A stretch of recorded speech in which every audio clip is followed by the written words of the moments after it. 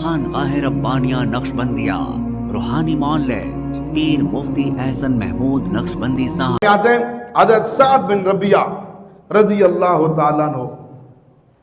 اب میدان جہاد میں بہت دلیری، اب یہ انصاری صحابی تھے، بہت دلیری کے جوہر دکھا رہے تھے. آخر زخموں سے چور ہو کر نڈھال ہو گئے.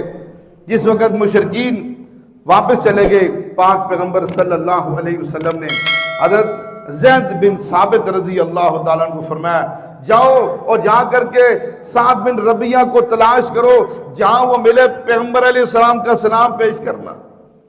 چنانچہ حضرت زید بن ثابت فرماتے ہیں میں حضرت سعد بن ربیعہ رضی اللہ تعالیٰ عنہ کو تلاش کرتے کرتے ایک مقام پر زخموں سے نڈھال پایا، زخموں سے چور پایا اور زندگی اور موت کی کشمکش میں پایا.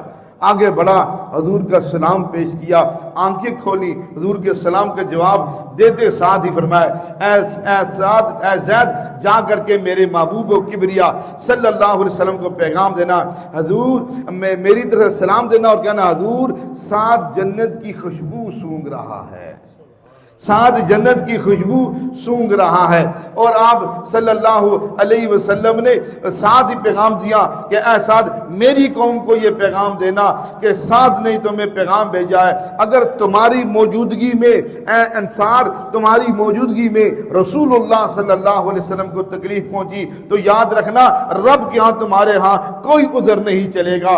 حضرت زید بن ثابت رضی اللہ تعالیٰ عنہ پیغام لے کے حضور کی خدمت میں آتے ہیں اور آ کر کے جب یہ پیغام سناتے ہیں پاک پیغمبر صلی اللہ علیہ وسلم فرماتے ہیں رحمہ اللہ سعد، اللہ سعد پہ رحم فرمائے. اور آپ کے آخری جملے حضور کے جملے یہ مبارک یہ تھے اے سعد میں تجھ پہ قربان جاؤں، تیری وفاداری پہ قربان جاؤں، تیری جانثاری پہ قربان جاؤں.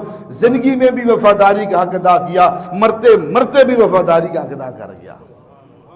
زندگی میں تو کیا جاتے جاتے قوم کو پیغام دے گا خبردار تمہارے ہوتے ہوئے حضور کو تکلیف پہنچے، تمہارے ہوتے ہوئے حضور کو تکلیف پہنچے، یہ عذر تمہارے رب کے ہاں نہیں چلے گا. یہ تمہارے جیسے ہم آج کے دور میں کہتے ہیں نا جی اور جی بچے ہیں جی گھر والا گھر میں کوئی بھی نہیں ہے، گھر بچوں کے پاس کوئی نہیں ہے، ان کا دیکھ بھال کے لیے کوئی نہیں ہے. آج جیسے ہمارے عذر ہیں صحابہ ان سارے عذروں کو ختم کر کے گئے.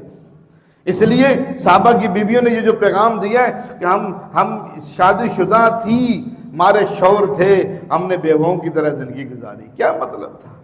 وہ تھوڑے وہ جا کر وہ مال کمانے کے لیے ملک چھوڑ کر گئے تھے، وہ تو دین کو زندہ کرنے کے لیے پھر گئے تھے. اس لیے انہوں نے کہا جی ہمارے شوہر زندہ تھے، بیوہوں کی طرح زندگی گزاری.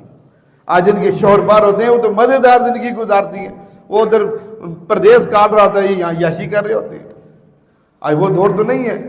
اس لیے صحابہ اس بات کا عذر ختم کر کے کل ہم اللہ کے ہاں کوئی عذر بھی پیش نہیں کر سکتے اور جی یہ مسئلہ تھا، جی وہ جی مسئلہ تھا، فلانا مسئلہ تھا.